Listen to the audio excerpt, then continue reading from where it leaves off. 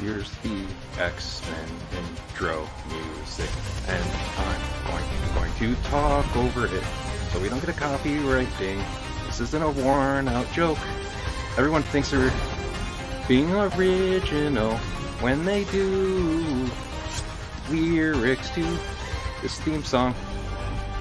But it's not original, it's overused at this point, so stop doing it. But I'm gonna do it here, so we don't get a copyright ding. Just gonna keep doing it until it's done. No copyright ding for this video, cause I'm singing over the music. No copyright ding for this video because I'm singing over this then and I can't keep it going on. My timing sucks. So it's done. Hey. Yeah. Absolutely outstanding. Yeah. So yeah, you're welcome for that. But yeah, welcome everyone. Welcome Stanford. Hey, thanks. To me, my Stanford. Does that sound weird? I don't know. But yeah, we're talking about the Disney Plus X-Men '97 animated series. We're gonna try to do like a weekly show for this. This one's gonna be about the double episode premiere that they did. And to get right into it, what did you think of it, Stanford? I had so much fun watching these, Mark. It was really a blast from the past. I wasn't a real faithful watcher of the original X-Men that was on Fox Kids, but I watched it, and theme great. Yeah, it always loved the theme song and the opener, and then it was my first real introduction into X-Men. Not being a big reader of the X-Men comics, I was very intrigued. I thought the storylines were good, and in the OG one, but these two episodes I loved. I thought it felt like it was a true continuation, which it was, right? Which I thought was a very smart move. And then I was wondering what they were going to do with the animation, and I thought it looked great. Very much in line with what was done with the OG one, but I thought it was terrific. I just was smiling the whole time. Yeah, I agree. Like when I was younger and the original series was on, that series and the '90s Spider-Man animated series are really kind of like what got me like really excited and like into superheroes in general. Like those two shows, and then like there's like Batman the animated series and Superman the animated series as well. But like these were even kind of like those first kind of interconnective kind of like animated, or I guess just like comic book related stories that I was kind of being introduced to on TV, because like Spider-Man would show up in an X-Men story, the X-Men would show up in the Spider-Man series too. So that's where I learned like a lot of stuff about like Wolverine and Jubilee and Storm and Ups and Beast and Jean Grey and Professor X, and the cool thing about like these series in the '90s too is what kind of made it easier for them to like write all the episodes that they had to do was they essentially, at least with this X-Men series and the Spider-Man '90s series, is that they would do like multi-part like serialized like kind of storytelling, which was I thought was pretty cool. And it seems like that was kind of a newish type thing, especially for like animated series, to have like this ongoing storyline that would go from point A to point B in there. And they would use like all this inspiration from the comic book stories that had already been written. So like there's in the X-Men animated series, they have like the Days of Future Past whole storyline in there. You have the Phoenix Saga, both like the Dark Phoenix Saga and just regular Phoenix Saga, which is still the best version of and telling of the Phoenix Saga still between the two times I've tried to do it in the live action films. In the live action, yeah. And like still, and then going off Spider-Man again too, like all of the storylines in that were pulled from that. Like most of my knowledge, like beginning knowledge of like Spider-Man or X-Men all came from like that original animated series or the Spider-Man animated series. Uh, and like you, I enjoy these first two episodes a lot. The like and the first two ones, the first one was called To Me, My X-Men, and then the second was Mutant Liberation Begins. And I remember like one of the notes I sent you that I thought was like a really cool kind of nod. They did some of these. I think they did some of them in the Thor Ragnarok film, if I remember. But like they used the Kirby dots. If you, I'm assuming a lot of people know what Kirby dots are. But if you don't look it up, and it's just kind of like the way that like he would do the art like within the different comic book panels. And spoilers, I guess, when Jean has like a vision within that first episode, there's kind of like these little like Kirby dots like scattered throughout It there. was really a wonderful touch, I thought. Yeah, Yeah.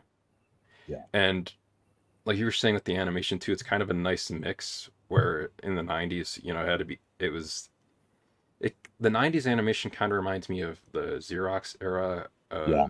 of Disney where it's like, you know, like that like hard line like almost looks like it's like sketched. You're like I'm going to do all these outlines like go over it a few times with the pencil and it almost and in that way it's a cool because it's like it translates almost like oh look this comic all these drawings on this comic book page came to life and now they are moving on my screen. Yeah. So it was cool. And this one where it keeps with kind of that look, but there is like updates to it. It's there's some CG animation in there as well. I mean, there was some CG animation in because that's kind of where they started to mix in CG animation to Yeah. 2D hand drawn animation was the 90s.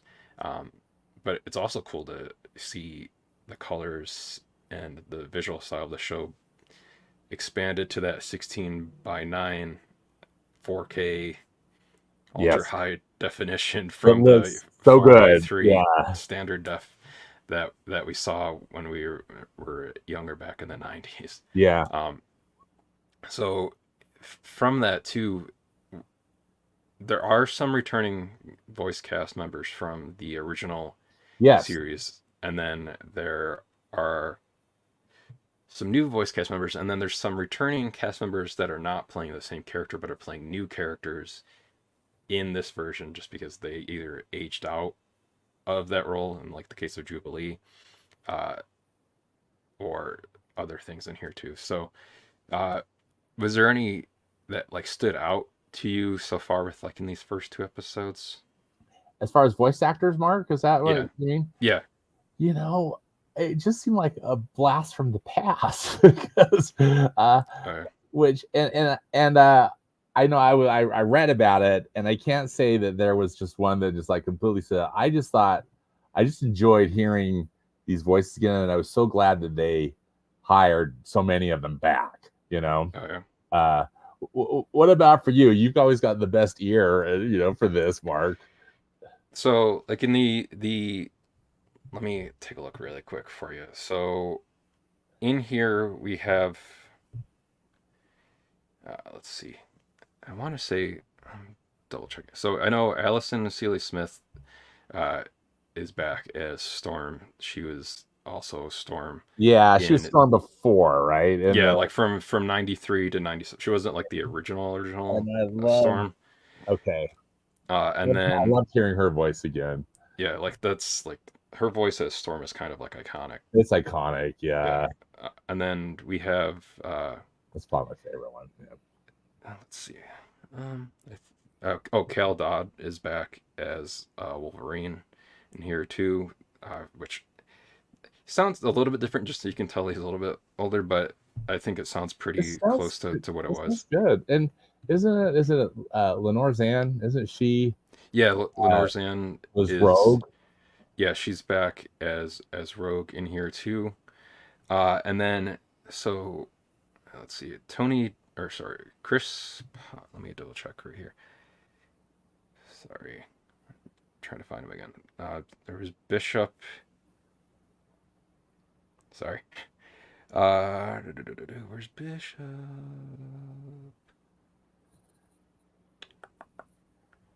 Oh yeah, Isaac Robin Smith is Bishop, and he was. Um, I want to say he had. I thought he had done the voice of Gambit at one point in the original one, but I guess I was wrong there. I know George Buza is back as Hank McCoy Beast, um, but like some of like the new cast in here too is that we have Ray Chase as Cyclops. Jennifer Hale is in this as Jean Grey. So she wasn't Jean Grey in the X-Men like original like 90s series, but this is her fourth time voicing the character of Jean Grey because she voiced her in Wolverine and the X-Men animated series. Oh, She okay. voiced her in the Marvel vs. Capcom video game, the Marvel Anime X-Men, and the Marvel Ultimate Alliance 3 video games. So though she did not originate the voice back in the 90s, she has uh, played the character before in many different, uh, you know, uh, from that, like, also we have Ross Marquand in here too, uh, who is an excellent Yeah. voice actor. He came in and did the voice for like the Red Skull in Infinity War and Endgame there. So it was cool to see him, or not see, but hear him Hear in, him. yeah, and hear him in here as I believe he He's was, yeah, he did Xavier, uh, and I think he's which Professor is X one, yeah, again in this one, right? I mean, that's yeah. So he does, so like he feels like when so Morph is kind of interesting in this too because Morph they're basically like a catch-all.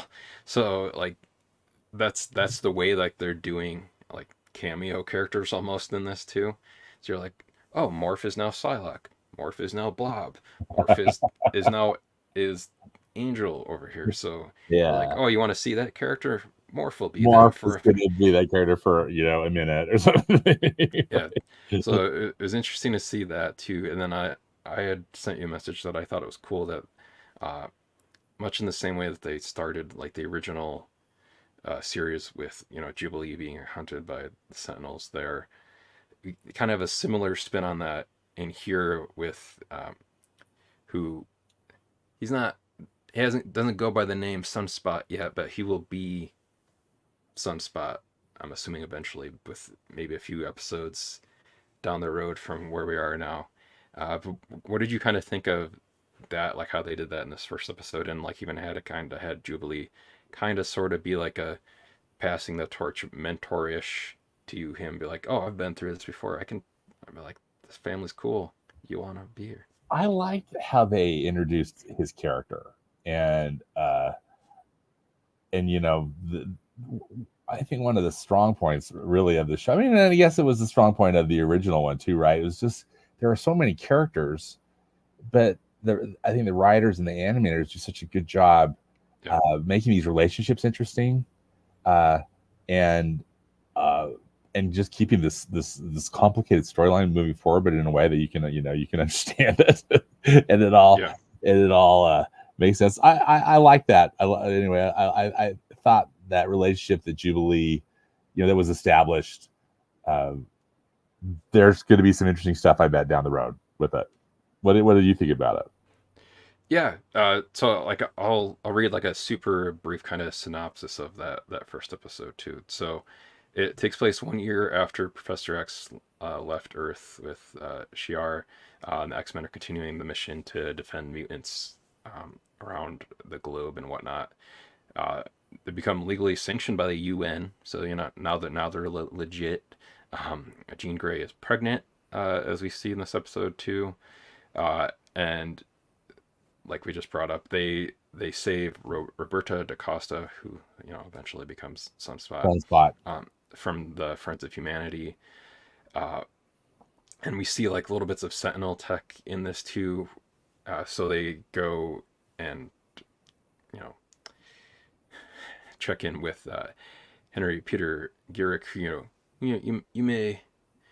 may know was the dude that uh, tried to assassinate Xavier. So he was back here too, and then they try to get information from him about Boulevard Trask. And the thing that I liked in this too is like when they go and take on Trask, I like how in here we see like in this junkyard with all these sentinels, it's all in like the Sahara Desert that it's almost like all like these sentinels are almost like zombies and like rising from the dead, like the way like the face plates are all like effed up or like their heads are slightly askew or their Didn't they like look arms are cool? Yeah, it like was hanging such and a stuff. So that uh, was such a great creative choice. yeah, I just liked all those visuals, like how they did that with Yeah, them me there. too. And this is also where we get like the ultimate superhero landing, with like the X jet gets blown up and the Huh. the parts of the crew that can fly, like Storm and Rogue and uh, Jean, grab Jubilee and Beast and Wolverine. Beast kind of unceremoniously like buy like his like I guess blue underpants. So that I noticed there. Uh, and Cyclops, I thought they did a really good job with Cyclops in here too, with like showing different uses of his optic beam rather than Cyclops is yes. just like shooting people with it. That was one of Or my favorite things. yeah, It was just like this creative use yeah, of the beam that was just really being like helpful, right? It wasn't just yeah, killing like people. slowing his descent down, or like just moving people out, like moving stuff out of the way, like when they go Yeah. to the warehouse earlier in that first episode. As you say, like the landing, Cyclops in particular really nailed that landing Oh yeah, because he uses his beam, right? To kind of anyway, it was so cool. yeah, and then has the cool one liner after he lands up, and they have that like that hero pose shot where everyone's kind of posed around behind him, and he's to me my X-Men. Um, so Yep. if anyone if anyone's experience with Cyclops is only the like the Bryan Singer boo, uh, and Brett Ratner boo, um, boo to those people, not to Not to their films. yeah. Oh well, maybe Last Stand, but um. Yeah. But yeah, like if that's people's only experience with Cyclops, they may be like, "Wow, Cyclops isn't that cool." But like in the '90s animated series, it was really well done, and Yeah. Cyclops was in so here cool. he's, He's I mean, same in the thing. comics he's done really well too. Yeah. He's usually kind of like an a-hole in in the comics sometimes. Like sometimes he can be written like that, but and I'll still never forgive. I think it was X-Men Apocalypse, where at the end of that, all of the X-Men that are training in the Danger Room at the end of that film, they're all wearing essentially versions of these costumes from the '90s animated series. That's the only time we ever see those too, because like then in X-Men uh, Dark Phoenix, by the time we see them and that again, they're like costumes have kind of gone back like farther to like more like the original like comics version, where it's just like the big yellow X and blue, where everyone's kind of wearing the same thing. I was like, oh, that's kind of a bummer that you gave them the perfect costumes finally, because yeah, Ty Sheridan wearing like this iconic like Cyclops costume in that, and it's a bummer. Yeah. Um, Yeah. but I hear you, bud. yeah. But then yeah, like this episode also had that Jean has that vision we talked about there. What did you think about that? Like the whole vision we saw there, and like what do we think some of that stuff is actually going to come to pass later on here, in Well, a yeah, few episodes down the road? you know, clearly, it's strong possibility. Uh, it was just I thought cool for Gene to have that vision too. Just so I guess I was thinking, probably, everything's intentional with this, which Yeah, I admire, and yeah, I wouldn't be surprised if something comes to pass. But then also, I think a bit of a wrench gets thrown into it when we get to episode 2, but we'll talk about oh yeah, so that yeah, a bit. yeah, so leading into that, like after like defeating the Sentinels, Cyclops and Jean are kind of like pondering and leaving the team so they can go raise Nathan Summers away from the mutant hatred. But then the following day, Eric, Mr. Magneto himself, reveals Xavier's will. Just that's the longest will I've ever seen. It's a book, which I I'm know. sure other people that have, you know, like mass fortunes and whatnot probably do have large wills like that because of everything that has to be like taken Right. care of and whatnot. I just thought that was kind of funny. It was like this like leather bound book Yeah, this like with leather bound book that's yeah, just like 2 inches thick. yeah, like with the gold flaked like, you know, title like on there, you know, like What a way to preserve this embossed. document. Yeah, I mean it. Professor Xavier, you gotta go all out for his last Well, exactly, testament. and it's great for the storytelling, right? Yeah. Yeah. What do you think the font size and like do you think it's double spaced, single spaced in there? Like for like how long it had to be to like fill out? Yeah, like Was there a table of contents? what kind of standard legal, document format did they Yeah. use?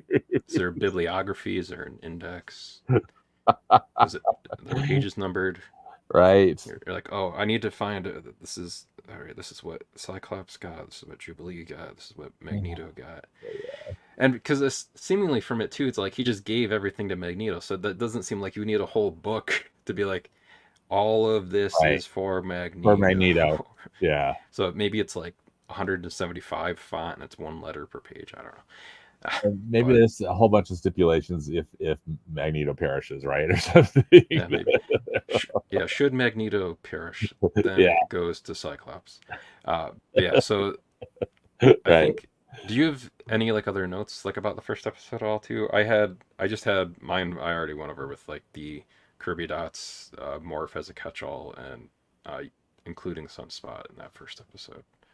You know, I I loved the whole like just stuff you already mentioned. The whole fight scene with the Sentinels I thought was super cool, Yeah, and um, then just I really just impressed with the pacing of the of both of these episodes, but really just so well done, and I just think really cool stories that they're preparing us to enjoy. yeah. Now the second episode, that one was then called Mutant Liberation Begins. Before we start talking way into that one, like what were some of your first takeaways from that second episode as Well, compared to the first one? very Magneto focused this Oh yeah, second episode, because since we had that bomb dropped off us, so after episode one that Magneto uh, has the control of everything. Um, then, of course, I was surprised that Jean Grey went into labor. I was thinking that I was just wondering if that was going to go on for a few more episodes, but they just I just dove nipped it right in the in, dove bud. right into it, and then of course the kind of the bombshell that we get at the end of it. Speaking of Jean Grey, uh, Oh yeah, a cool episode. I thought. yeah. Well, then of course Storm. Oh my gosh, what Oh what yeah. happens to Storm? So not to skip all the way to the end, but and spoiler alert for the I guess the title of the next Yeah, episode. Like the next episode is called Fire Made Flesh.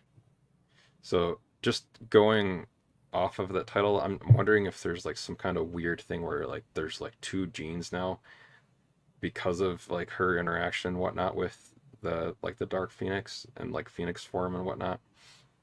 To like it's essentially cloned, maybe essentially cloned gene. So hey, there you go, Wolverine. Well, Wolverine and Jean, yeah, Cyclops and Jean. yeah. Everyone's happy, right? Everybody, Maybe. I don't know.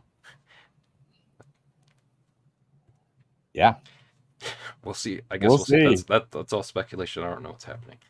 Uh, but yeah, this next episode, we'll trying to live up to Xavier's legacy. We see Magneto as taking on to saving humans, mutants alike, and refraining from killing anti-mutant militants. And then, like obviously Cyclops and Jean are still distrustful of him, so they choose to stay. and observe Magneto while Rogue sympathizes with his struggles. Now, do you remember a little bit of like the stuff with Magneto and Rogue from like the original Just a '90s series? little, and then I was reminded, like, oh yeah, uh, and I thought that they handled that really well too. That Magneto and Rogue have got a relationship going on. Yeah. They've That got a Tim and history. They've got a history, and there's still feelings there. yeah, Tim in the chat too said it could also possibly be Madeline Pryor for that second Yeah, gene Madeline that we saw. Pryor. Yeah, So we'll see. We'll find out. yeah, we'll find out. But yeah, the other things that are happening here too is that uh, I liked. I don't know. I liked so far like what they've been doing with Magneto, just like that little bit we got in episode 1, and then like really what they did here in episode 2. Uh, just really enjoyed everything they did with him, especially like he like they come to basically take him, like Valerie Cooper arrives at the Institute to arrest Magneto, and you think that it's going to be like old Magneto, he's going to like decimate these people with Well, yeah, I mean, like the way he twists the helicopters and stuff. yeah, and he's just like, well, I get a fair trial, and they're like, yes, and he's like, well, okay, then I surrender. Okay. Yeah, so uh yeah, and I like that like during his trial, like at the UN headquarters, like during that, like the Friends of Humanity stage like this like all out assault on the building. The and the executioner attempts to shoot and like a deep power and radiation blast at Magneto, but like you hinted at earlier, hits Storm. Storm gets it. Yeah. Um, so it's essentially like that like the cure where it takes away the X, like essentially the X gene and Yeah. like the power. So effectively, makes Storm just like a normal Homo sapien now, not a Homo superior like she had uh, or had been. Uh, which is cool. Like it just shows like how much of a hero Storm is too. Like that, like even though like they still might slightly distrust Magneto, she was still like willing to take that blast for him that she saw was coming at him, not just like let him take that. And the cool thing I thought here too is like what we've kind of seen like Magneto do this before, like in the films and some other places, where like he just like lifts up like this entire like mass I know. Wasn't that great? of the land, Yeah. almost kind of like showing like this is how I could take you out and kill you, Yeah. but I'm not going to. Yeah.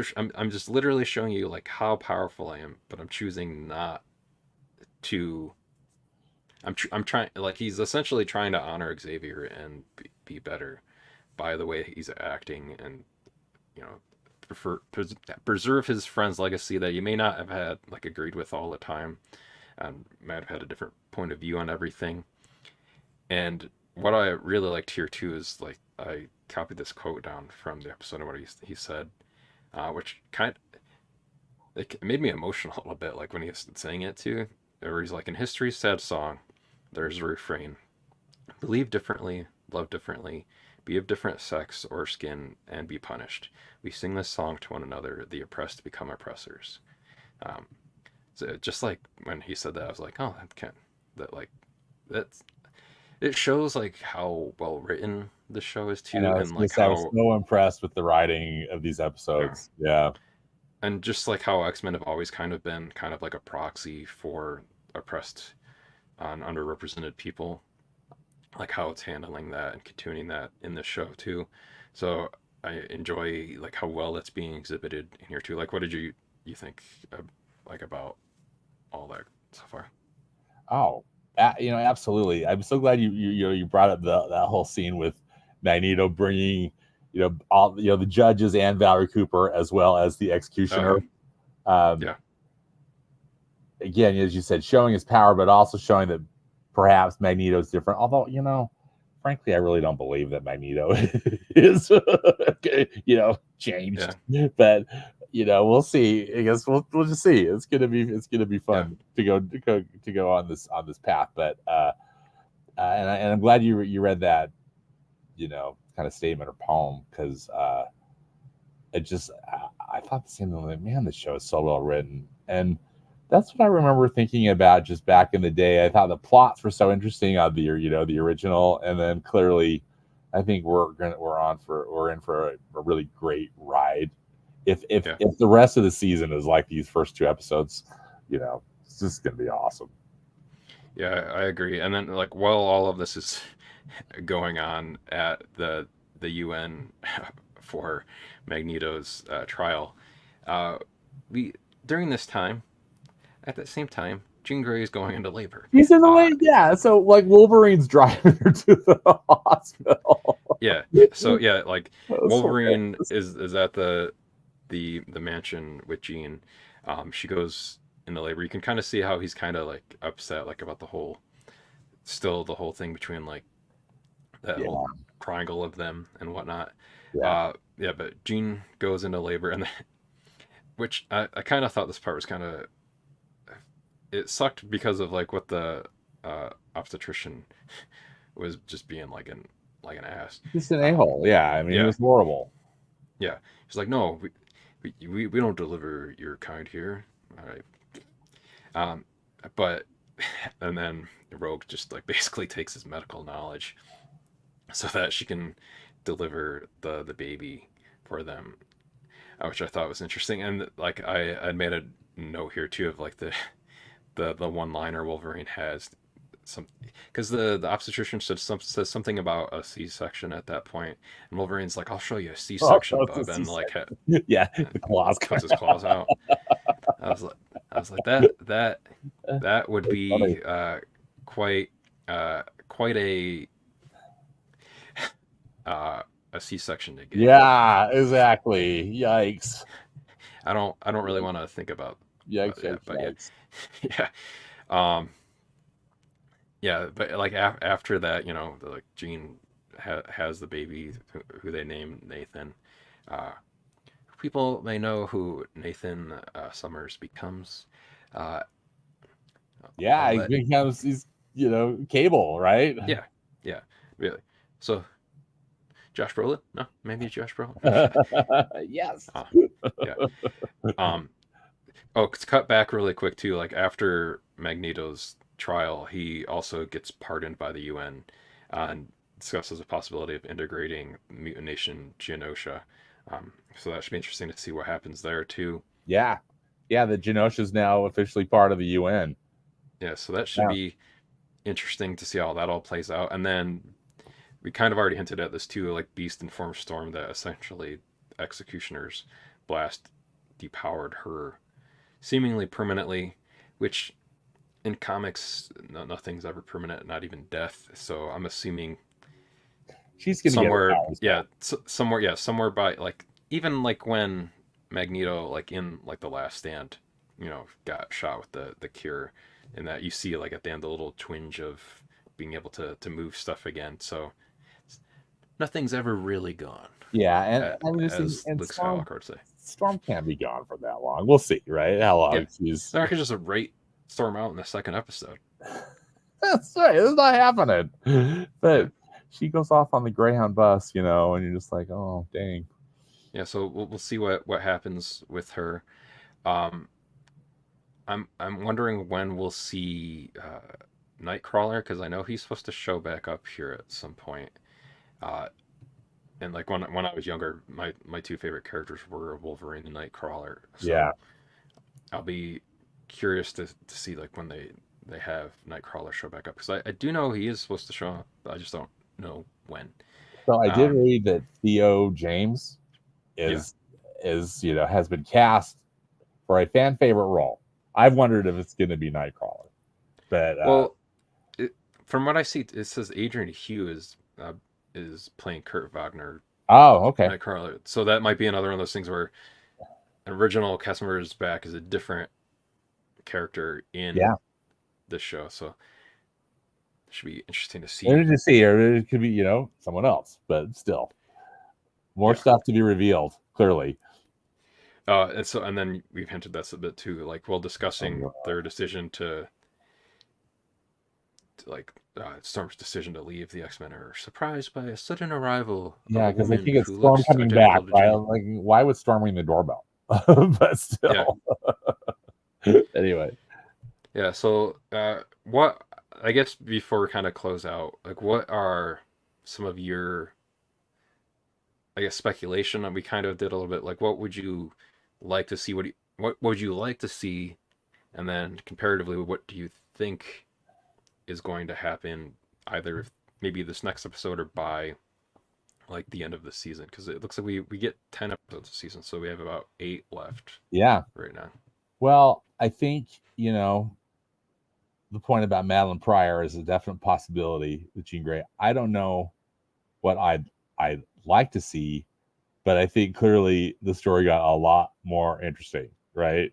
Yeah, And then uh, I'm I'm hoping Storm has a quick return, and I'm hoping that just as we've talked about, the Nightcrawler is going to be here soon, yeah, and I just really wonder what's going on with Magneto. I just feel like Magneto's got some other, you know, thing yeah, he's planning. But anyway, that's I wonder. I mean, of course, it could be wrong. But it's fun. You're right. It's just fun, I guess, to speculate and think about. yeah. And the so I guess I'm gonna put up a spoiler alert really quick. So they're they did release the episode titles like when they announced like when all these Yes. episodes were gonna air. So like the ones coming up, we already said Fire Made Flesh. Then we have Motendo, which I'm assuming we're gonna see people when they see Motendo, they they know what that's about. It's about Mojo's gonna show up again, so that should be interesting there too to see. I'm assuming I'm almost wondering if that episode is gonna be like animated to like look like 8-bit or like 16-bit Well, that'd be like cool. video game animation to Yeah. be like Nintendo, and Yeah. that would kind of fit in with Mojo there too. So that would be interesting. But it also says episode is like also called Life Death Part One, and then episode 5 is Remember It, and then episode 6 is Life Death Part 2. And then episode 7 is Bright Eyes, and then episode 8, 9, and 10 are effectively a three-parter, it seems like, and it's called Yeah. Tolerance is Extinction. Uh, And these will be one. We'll be getting one episode a week, right? Is the now yeah, so is the yeah, so it's plan for a while. effectively running from March 20th, which was just a few days ago as of us doing this right now, and that last one will air May 15th. So what's what I liked too is that we kind of got that new banner here at the front too, where it was the what was it? Yeah, we got the new Marvel animation, which I thought was Yeah, cool too. Like, which look great. which I liked that too, and it was interesting to see what they included. There was like '60s Spider-Man. I don't, and then there's like another one in between there, and then there's a little bit of What If in there too. So I liked. Um, I think that'll be interesting to see exactly, like how that all plays out here. Um, Now the other thing too is, which I thought was kind of interesting for people that are X-Men fans, is that this X-Men '97 animated series is the first uh, X-Men animated series to be released since Wolverine and the X-Men, which last aired 15 years ago before this one. So I thought that's pretty cool. Just that we finally get some X-Men back in the on the screen. So if this is anything to go by, X-Men is going to be amazing within the MCU.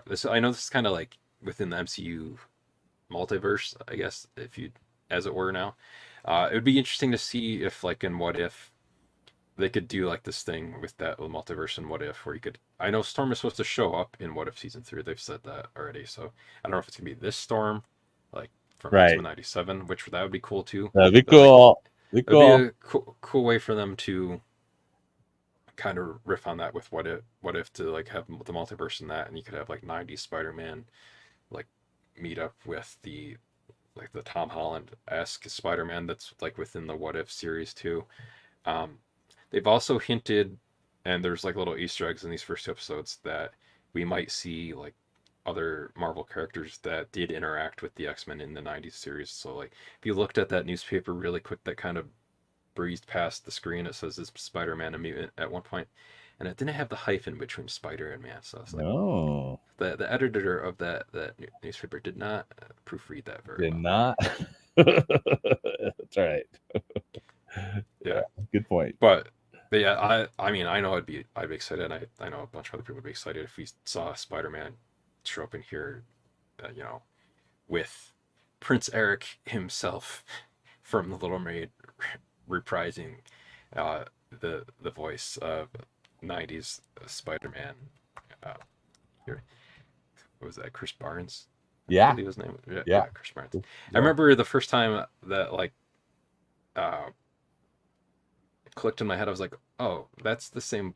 That's Prince Eric and '90s Spider-Man are the same guy. The same, Um, the same yeah. voice. Also Prince Charming in the straight to DVD Cinderella 3 film too. So he's due Oh, 2 Disney princes. Um, wow. Allison in the chat said, so far it feels like in line on tone with the original series, which is often not the case in these route situations. So yeah, I agree there too. It literally just feels like it's like season 6, basically. But with like if they took like a large break in between season 5 and 6, Yeah, and they're like, all right, we're back. Here we are. That's kind of what it feels like. But yeah, I'm enjoying it. Seems like everyone else that's been watching has enjoyed it. You seem to have liked it too. So yeah, it's been great. I love that. I so we'll try to come back next. I think this is a good time to do this too. Saturday mornings kind of like fits the vibe of X-Men because that's It's Saturday morning. Yeah, yeah Saturday morning cartoons X-Men animated. That's when we should be talking about it. Um, or after school. yeah, Right. that I'm not sure if Chris I Barnes who I believe it is the same uh, actor. nice. Yeah. Well, Chris Barnes is getting around. He's Prince Charming. He's Greg Oh, Brady. He's Greg Spider Man. Brady. He's Good gig. he's Prince Eric. He's all over the place. He's a good dude. Prince Charming, Yeah, right? yeah, yeah. But yeah, so that I think that'll do it for us. If this is your first time experiencing Animation Fascination, welcome. Thank you for watching this live show or listening to this pre-recorded show. If you're listening to the audio in the future of this, you can find past episodes of Animation Fascination at animationfascination.net, where we talked all about season 2 of What If there, me, Stanford, and a whole all-star team up of a whole bunch of other people there as well. So there's a whole bunch of stuff at that site going back to like what 2011. Yeah. Stanford, yeah. So you can find breaking news from 2011 when we were like, Toy Story 4 is coming out. And we're like, this surely is the last Toy Story movie. Um, but Neat. that's neither here nor there. You can find myself and Stanford online. I'm at just my name, at Mark Verbert, Stanford. Where can they find you? So I'm sort of on X because I think I don't know. I'll go into that. Oh, I guess that's appropriate for this. Yeah. So at It's the only Stanford Park, that's the only time you're allowed to call it X is when we're talking about X-Men. right? And on Instagram, you can follow my movie account at movies PAP. It's movies past and present. Yeah, it's good stuff. Oh, But yeah.